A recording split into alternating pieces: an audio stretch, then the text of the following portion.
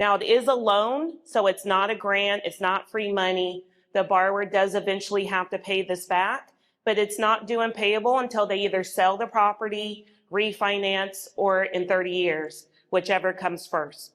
There are no monthly payments. There is a low 1% simple interest, so interest is accruing.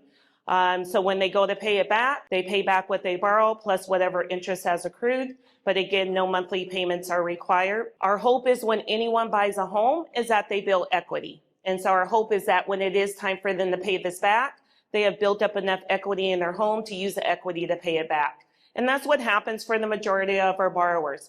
This program is helping them get their foot in the door now. They're building that equity. Say in a couple years, rates drop, they want to refinance to get that lower rate. They would have to pay it back at that time, but hopefully they have enough equity so when they do the refinance, they can use the refinance to pay this off at that time, so they're using the equity.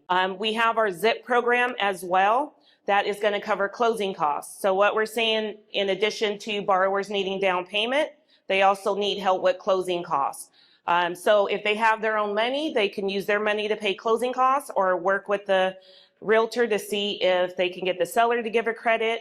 But we're still seeing in some areas that's hard to do, so they need help with closing costs as well.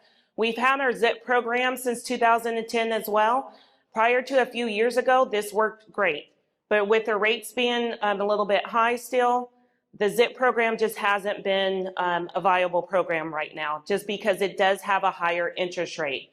Now, it works like My Home to where it is a loan that does have to be repaid when they sell, refi, or 30 years.